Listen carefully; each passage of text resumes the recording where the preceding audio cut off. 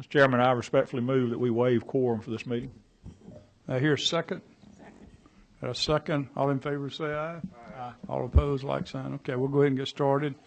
All right, first bill to be called up is Senate Bill 326 by Senator Jeffries. You want to come here, Senator? Okay. Thank you, Mr. Chairman, committee members.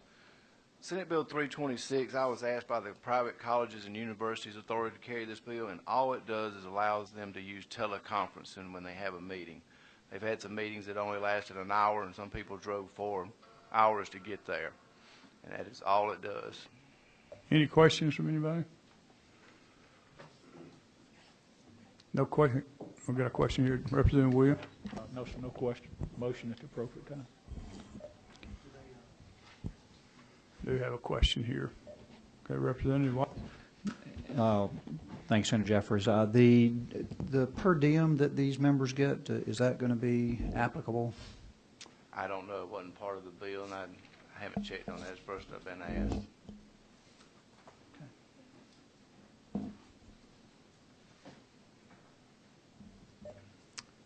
Can anybody else speak on that as far as the authority per diem?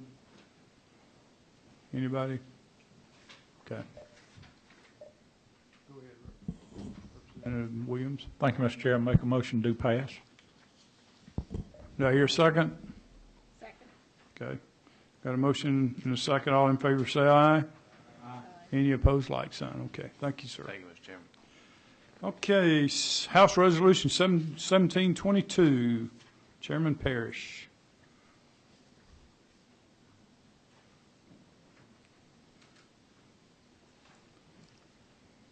Thank you, Mr. Chairman. I'm not sure if that mic is on. Is it on? Yes, it is. Looks like it is, yeah. Thank you, Mr. Chairman, members of the committee. I'd like to ask for your favorable consideration on House Resolution 1722. This just creates the House Study Committee on Medical Education, and what we're looking to do is how we can best utilize the services provided by the medical professional here in the state. And as you know, with our growing population, we have a shortage now, and I'm afraid the shortage is going to continue to get worse unless we do something about it. We're graduating a good number of students from our medical schools, but we don't have enough residency slots within the state to take care of the students that we're graduating from our Georgia schools. So we want to look at that and then look at what we can do to the most efficient way to educate our practitioners and keep them here in the state. And as many of you know, one of the key indicators of where they're going to practice is where they do their residency. And that's what that would be. This would be a 7-member committee appointed by the Speaker and meet for no more than 5 days. Okay. Any questions? I had a question for you, Chairman Parrish. When's the last time you filled a prescription? Well, it hadn't been too long, but I tell you what I did. I brought my Carl Rogers comb. Well, good.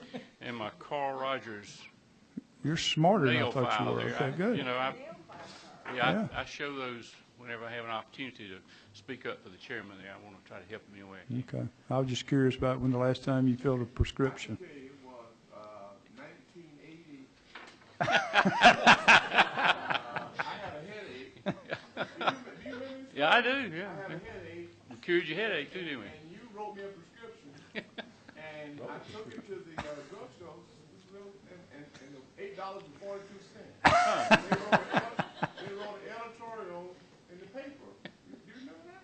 Well, something like that. Yeah. Like, you know, so that's why we don't allow no more drugs like that. No, that's right. We got to get some more doctors to take care of all us older folks. We need some attention. That's right. Yes, sir. Okay. Okay, we do have Representative Garner. Thank you very much, Mr. Chairman. I just wanted to applaud Representative Parrish for coming up with this study committee on this issue. We've had a lot of conversation in the Health Appropriations Subcommittee about what we're going to do about making the system that we have for these folks more efficient. So I think this is an important committee, and at the appropriate time, I would like to make a motion. Go right ahead. I move do pass on H.R. 1722.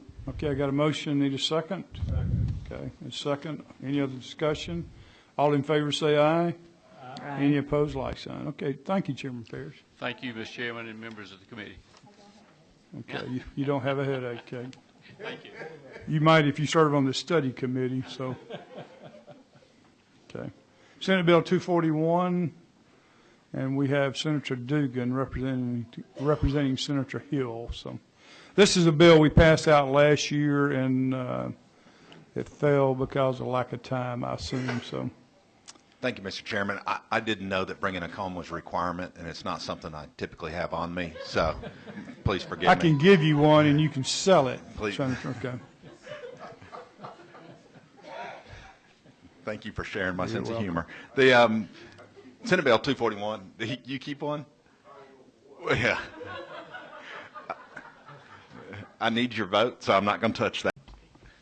Thank you, Mr. Chairman. I appreciate y'all taking this bill up. For me? He doesn't need one. I'll give him one. Then sell it. I don't need one. But I just will be very brief and just tell you that the desire to push this bill was out of my gratefulness for the service that I got to render, but I would have not known about the benefit that it was going to yield me when I was 18. And so I think the benefit that we can provide to our constituents is to encourage that with these 17-year-olds and 18-year-olds.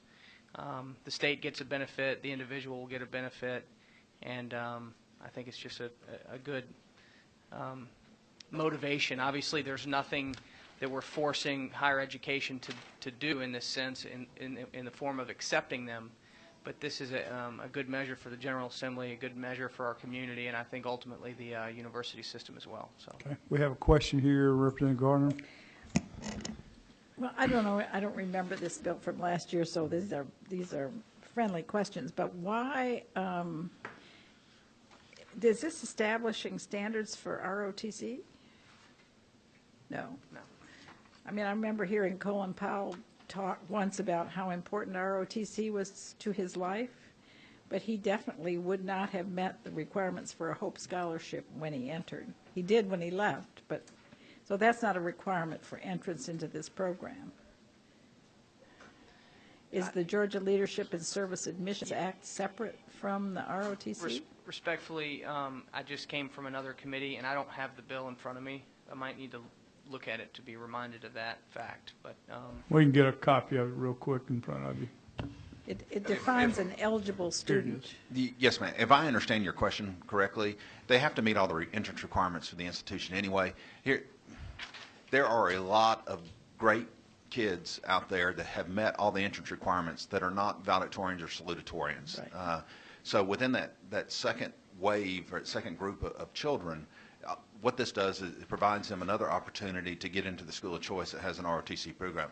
They still have to meet all the requirements of that institution. So they still have to have a B average. Oh, yes, ma'am. But sometimes people get admitted without a B average. The short answer is they have to meet the requirements of the gaining institution. I see.